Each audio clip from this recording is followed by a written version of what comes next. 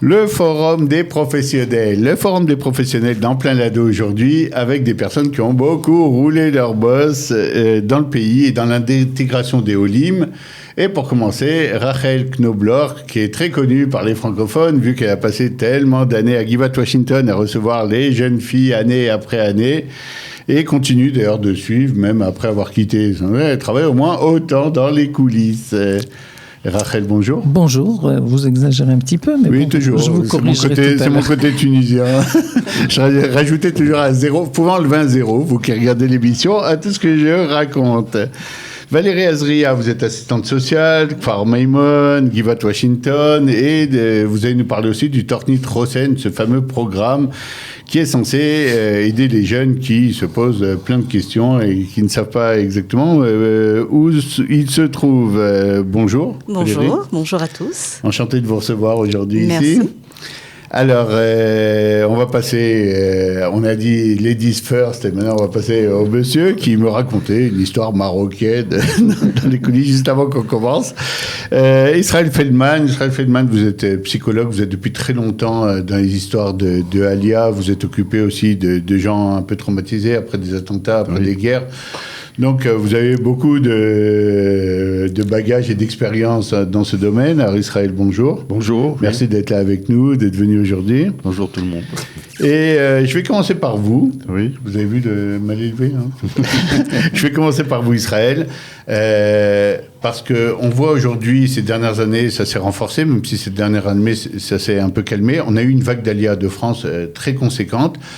Alors que quand on avait 2000 Olim par an, on n'était pas obligatoirement prêt à tous les niveaux, mais quand arrivent 5000 puis 8000 Olim, etc., ça fait beaucoup de petites problématiques, beaucoup d'ados qui ne sont pas prêts obligatoirement.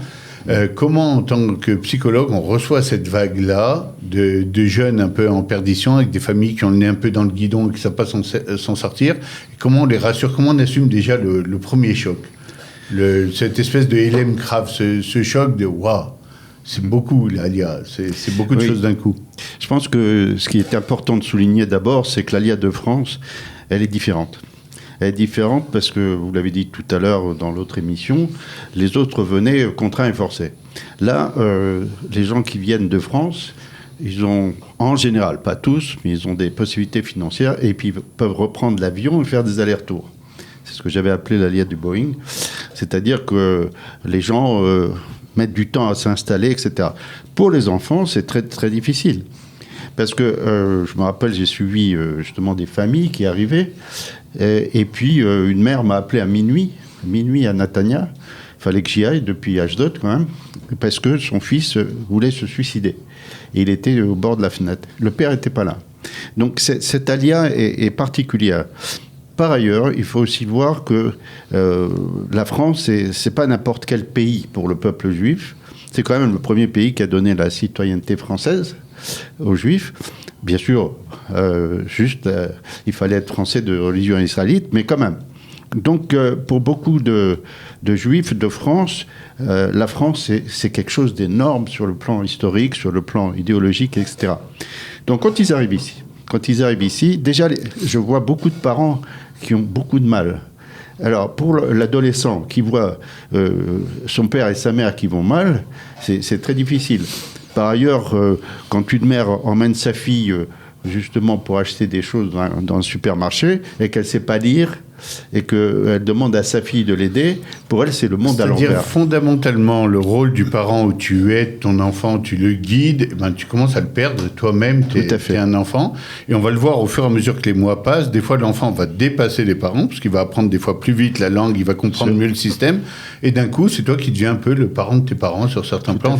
On t'appelle pour traduire le voisin. Tout à fait. Et c'est pas un rôle naturel. Et donc, ça commence à bouger des choses au niveau de l'équilibre de la famille. Voilà, c'est très perturbant. J'ai animé des groupes de parole avec les mères françaises qui étaient là. Bon, elles pleuraient toutes parce qu'elles ne pouvaient plus être l'éducatrice de leurs enfants. Ouais, jouer leur rôle naturel de mère qui est là pour protéger. Voilà. Alors là, évidemment, on parle de Giv'at Washington et de Kfar Maimon où les jeunes sont en internat, donc c'est différent. Mais quand même, je crois que c'est important de souligner ce décalage entre les parents et les enfants. Alors on va le souligner, on va y revenir, Israël, avec vous tout de suite. On va passer à Rachel, là-bas, qui est très sage dans les coulisses. Rachel, vous qui avez vu des générations et des générations de Olim venir, de petites qui arrivent et puis qui sont complètement perdues.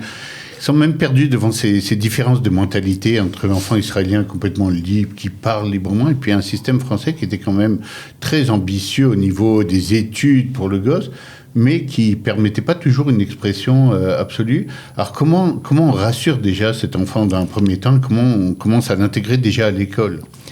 Alors, je crois que la chose la plus importante, c'est que l'enfant comprenne qu'il reste un enfant et que les parents restent les parents. Et c'est logique que les parents prennent des décisions pour les enfants. Il faut que cette décision soit acceptée, même si c'est temporaire, et peut-être lui dire, quand tu seras plus grand, tu pourras changer. Ici, tu n'es pas dans une cage, tu es en Israël. En Israël, c'est le seul pays du monde où on ne te dira pas sale juif. Alors profites-en pour l'instant. Maintenant, moi, qu'est-ce que je peux faire pour toi? Je vais t'aider à profiter de ce temps que tu vas passer avec moi. Je pense que j'ai des moyens pour t'aider à sortir de cette crise. Entre parenthèses, je voudrais signaler qu'on parle de la crise de la Aliyah, mais il ne faut pas oublier que sous-jacente existe la crise de l'adolescence. Et donc, je voudrais qu'il comprenne que je vais l'aider pas seulement pour la crise israélienne, mais pour la crise d'adolescente. Alors c'est très important, on va parler un peu avec Valérie de ça justement. Un adolescent, c'est déjà quelqu'un qui perd un peu ses repères d'enfant pour essayer de trouver des repères d'adulte.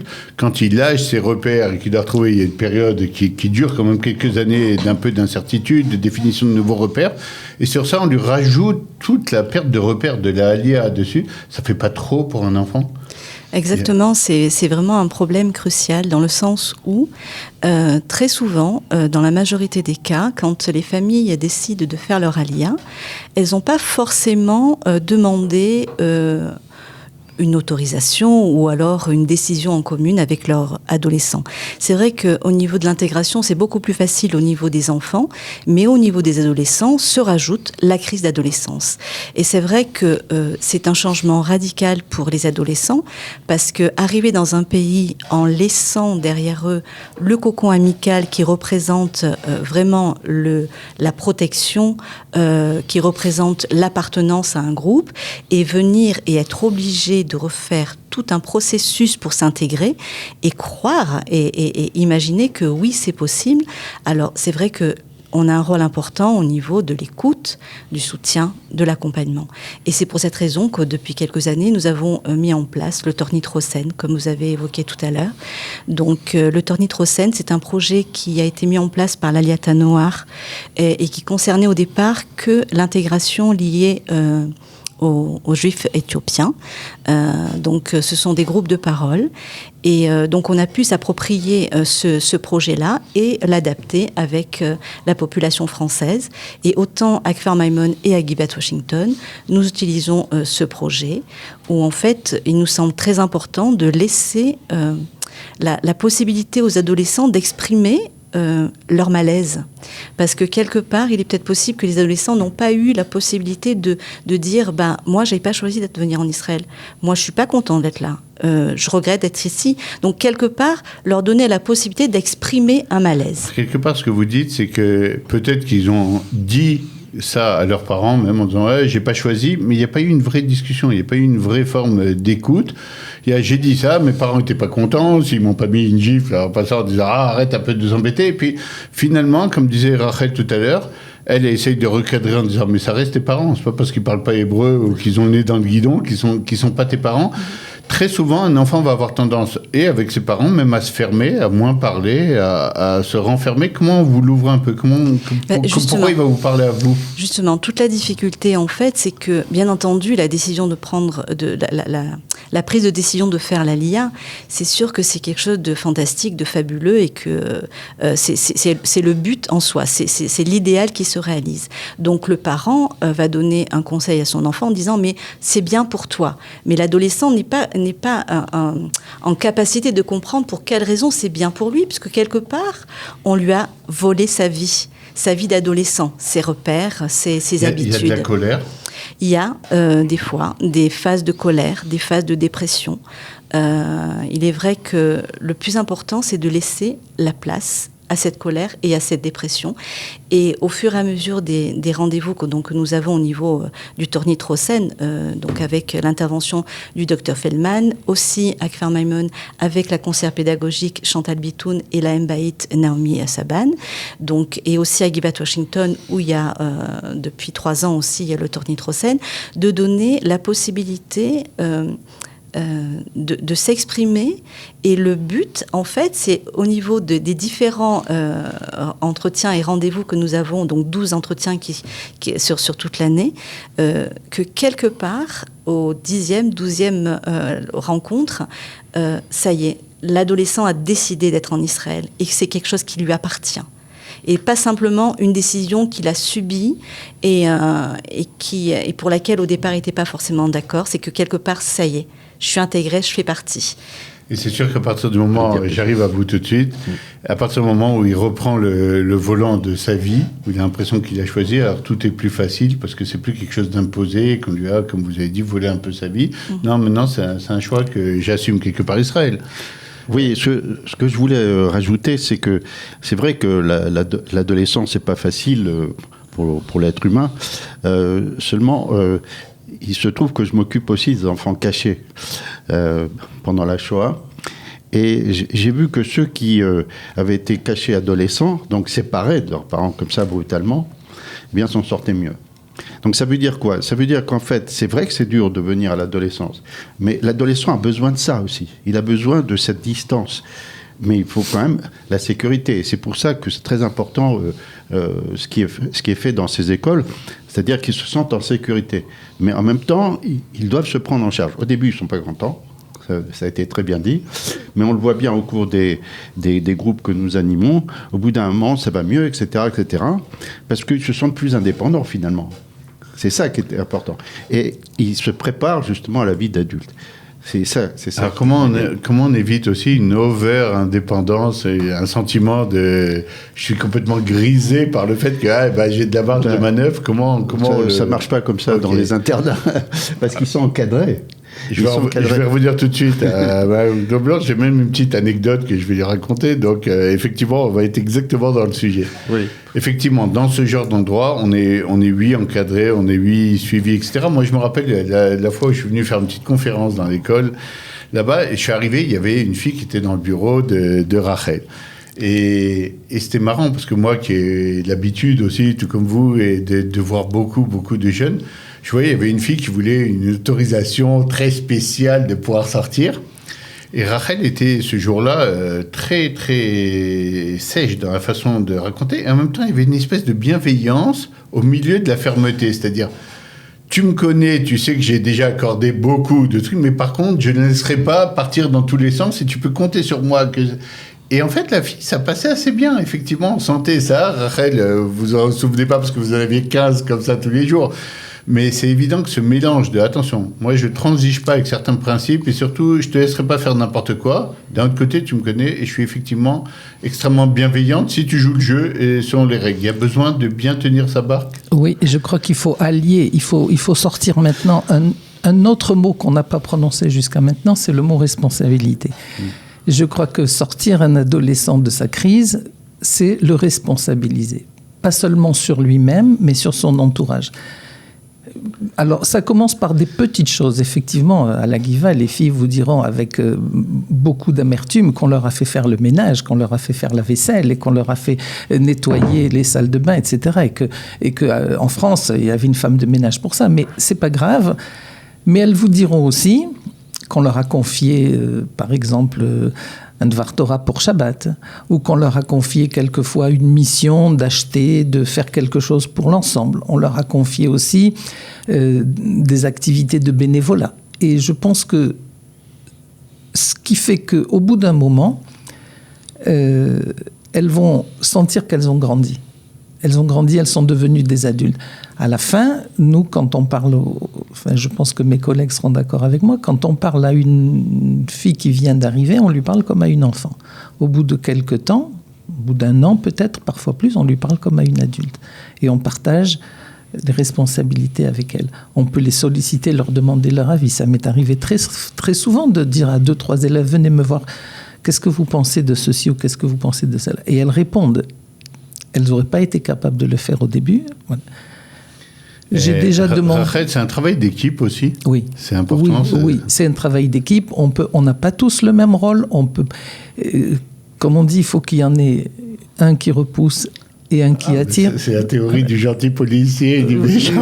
Il y a toute une stratégie. Non, c'est la théorie de la Torah qui repousse de la main gauche et qui rapproche de la main droite. Voilà, c'est pas autre chose. Maintenant, on sait d'où les policiers tiennent leur méthode. Non, mais il n'y a pas du tout une ambiance policière dans ce genre de truc. J'ai jamais vu, c'est des petits paradis pour enfants. Mais d'un autre côté, c'est tenu par des éducateurs qui ne transigeront pas s'ils pensent que ça peut faire du mal à l'élève, etc. Alors là... Oui, tout à fait. Ce que disait Gisèle, c'est vrai que c'est important de les responsabiliser et c'est important aussi de mettre des limites.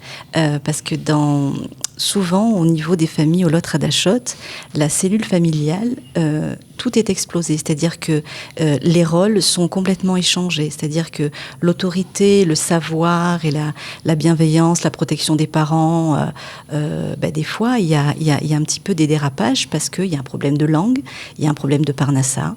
Et très souvent, les enfants sont informés des difficultés que peut-être en France n'auraient jamais été informés, un découvert à la banque, un problème de santé, où ils sont là amenés à traduire, dire que quelque part, il y a vraiment une difficulté à ce que chacun des personnes qui constituent la cellule familiale garde sa place. Donc je crois que c'est important aussi pour nous en tant que personnes qui essayons d'accompagner les adolescents et les adolescentes, de mettre des limites, parce que c'est important, qu'il y ait toujours un cadre qui les accompagne et toujours aussi être à l'écoute, c'est aussi important. Donc c'est un petit peu dans ce sens-là. Le message est passé. Israël, comment on fait avec les enfants dont les parents, il y en a beaucoup dans cette vague des dernières Alia qui ne sont pas tous venus, pas poussés par une idéologie très claire.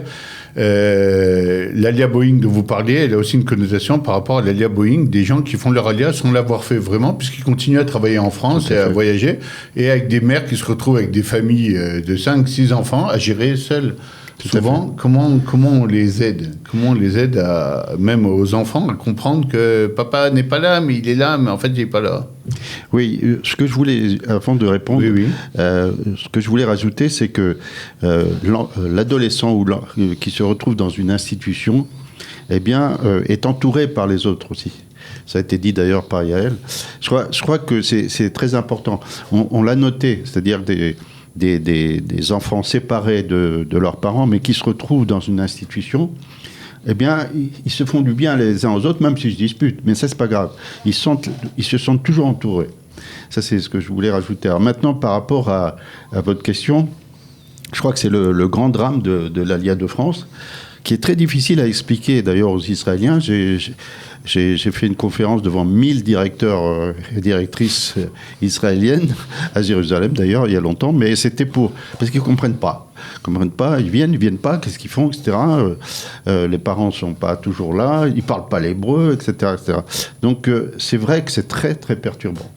Et cette absence du père, alors qu'on est dans Eretz Avot, quand même le pays des pères. Oui, non, c'est ça, c'est le pays de nos pères. Donc, cette absence de père va provoquer beaucoup de crises. Et chez l'adolescent, garçon particulièrement, pourquoi? Parce qu'il va être trop proche de sa mère. Et on sait que lorsqu'un garçon est trop proche de sa mère, il se sent très mal parce que c'est... Bon, je ne dis pas qu'il y a de l'inceste, mais il a peur de ça inconsciemment. Donc il va être agressif avec sa mère. Et quand le père revient, la mère lui dit, bon, il a fait ci, il fait ça, etc. Il commence à le punir. Alors pour lui, c'est quoi son père? C'est le père fouettard qui revient pour le punir. Donc ce sont des familles vraiment à encadrer. Moi, j'ai fait une conférence aux pères qui faisaient tous des allers-retours. Et je leur ai dit, arrêtez parce que vous le paierez très cher plus tard.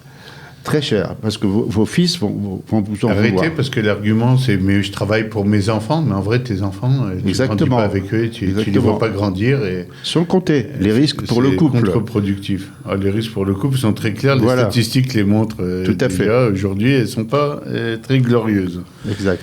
Rachel, comment vous faisiez-vous pour essayer de gérer tous ces problèmes? Il y a celui dont le père il voyage, et puis il y a celui que les parents ont envoyé parce qu'ils divorcent, et c'était pratique d'avoir le gosse un peu loin. Tout à fait. Et puis, c'est pas évident de gérer toutes ces affaires-là. On réussit pas toujours. Il faut être modeste et reconnaître que parfois, on subit des échecs un peu cuisants. D'abord, comment faire pour réussir? Bon, d'abord, il faut une équipe solide, une équipe univoque. On parle tous le même langage, on dit tous la même chose. Évidemment, chacune avec son tempérament. Moi, avec plus de colère et de méchanceté. Et Madame Marciano, avec plus de délicatesse et de gentillesse. Vous ne faites pas méchante, vous faites ferme. Oui, méchante parfois, j'ai pas peur de le dire.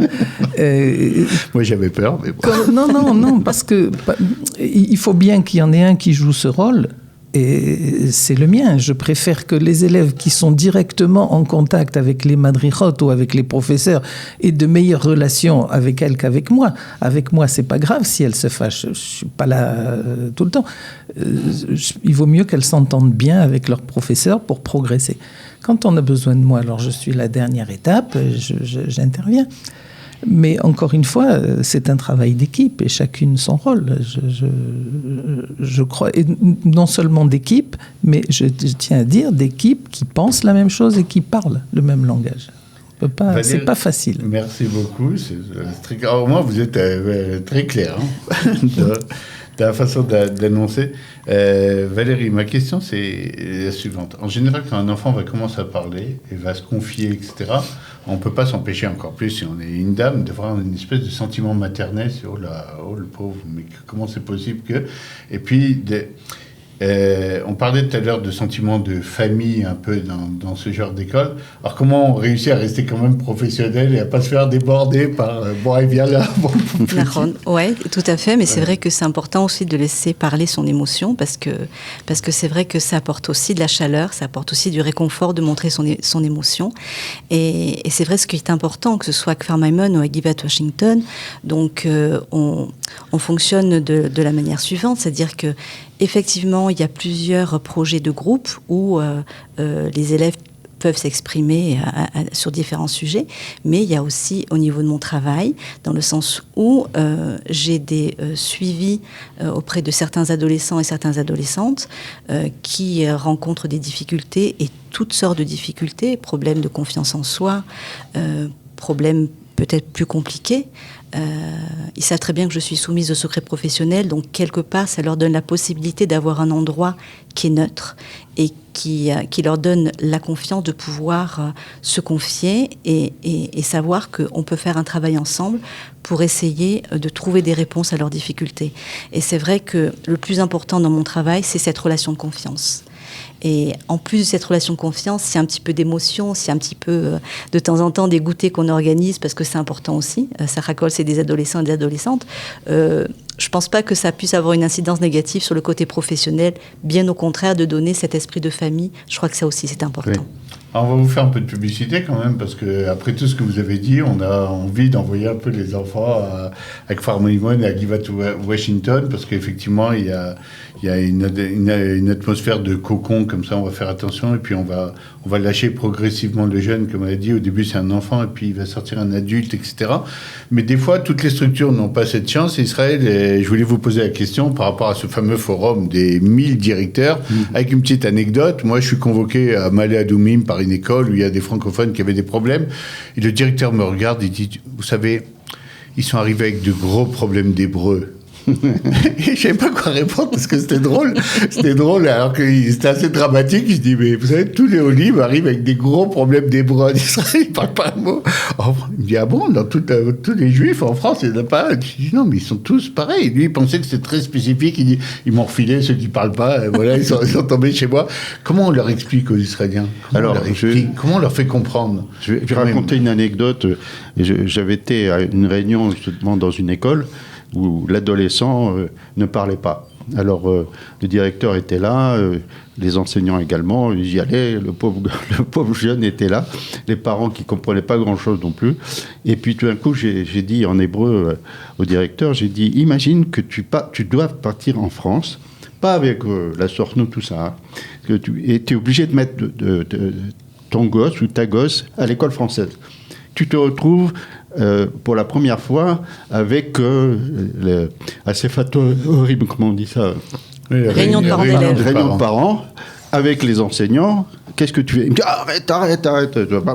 J'ai dit, tu vois, t'es déjà affolé. Alors imagine ce qui se passe. Donc il faut d'abord qu'ils prennent le temps d'apprendre. Par ailleurs, souvent les adolescents ne parlent pas, mais ils apprennent. Ça, je l'ai vu. On m'avait convoqué dans une école parce qu'un des adolescents ne parlait pas du tout, etc. Alors, je le prends à part, je dis, tu parles pas? Il dit, animé d'abord. Alors, j'ai dit, il parle très bien. Et il s'est mis à parler avec l'accent israélien, alors qu'il ne parlait pas au prof. Donc, c'est ça qu'il faut qu'ils comprennent. C'est que la langue, c'est vrai, on en a parlé dans l'autre émission, mais la langue, c'est extrêmement important. Extrêmement important. Et surtout en France, comme on sait. Les Russes, ils l'ont fait là-bas. Hein. Souvent, ils se sont mis à l'hébreu avant de venir. Donc en France, lorsque j'y vais pour la Sortnout et que je parle aux futurs Zolim, je dis, attendez, l'hébreu, il faut l'apprendre. Hein. Ah, on peut se débrouiller. Non, on ne se débrouille pas. Il faut apprendre l'hébreu. On se débrouille, c'est-à-dire ils parlent tous français. Voilà. On les appelle les autistes, alors donc faire attention. Alors on va faire un dernier petit tour d'abord pour vous dire au revoir et surtout au cas où on aurait oublié un petit message ou quelque chose d'important. Ouais. Alors on va donner cette fois Ladies First, Rachel. Allez, alors on a le petit message. Je crains que l'image qu'on a donnée aujourd'hui soit une image inquiétante pour les parents. On a utilisé le mot difficulté tellement de fois. Il faut quand même aussi peut-être un petit peu relativiser les choses. Il y a quand même plus de gens qui réussissent leur alia que de gens qui la ratent. Alors, il ne faut pas avoir peur. Je crois que chacun doit surtout croire en ses possibilités. Je crois que Kadosh Baruch Hu nous a donné à tous un potentiel extraordinaire et qu'il faut le mettre en œuvre. Et c'est le défi de la alia, c'est d'exploiter toutes nos possibilités. On est tous passés par là. Je crois que oui, ça marche. Ça marche. Maintenant, si ça ne marche pas, alors venez nous voir.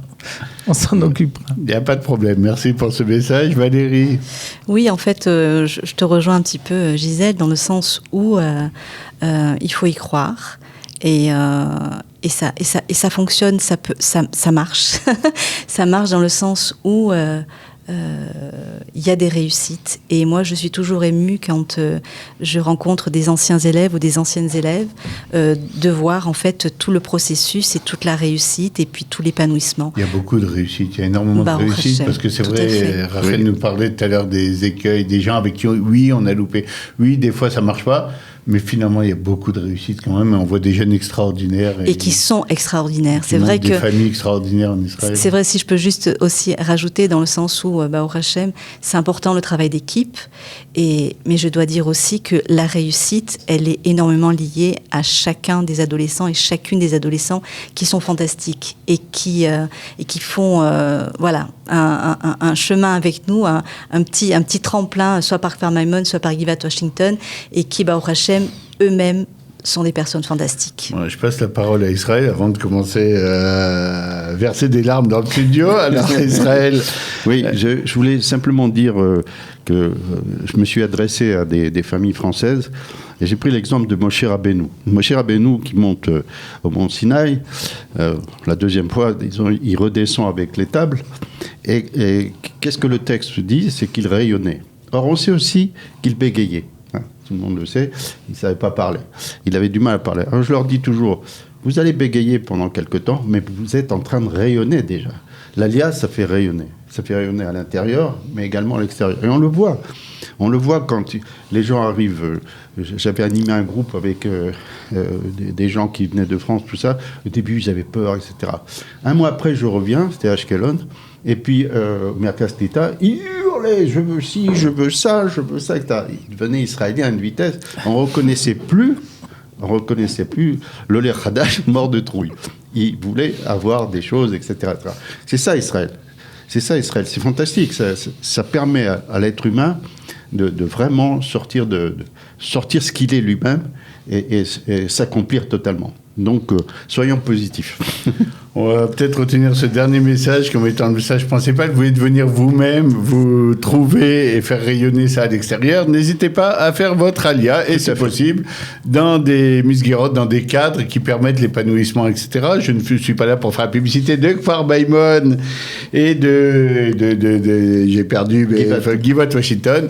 Mais je conseille toutes ces misguérot, tous ces cadres où vraiment il y a une équipe qui est motivée jour et nuit pour essayer de faire du bien aux enfants et de les aider à se réaliser complètement. Merci à vous d'avoir été là. Merci Israël. Merci. Merci mesdames. À très bientôt. Notre studio est ouvert. Vous revenez quand vous voulez. Et bravo à tous ceux qui œuvrent jour et nuit pour que le Ham Israël puisse rentrer dans son pays et s'intégrer ici en toute sécurité mentale et physique. Merci à vous. Plein d'ado. Fin d'émission. Au revoir.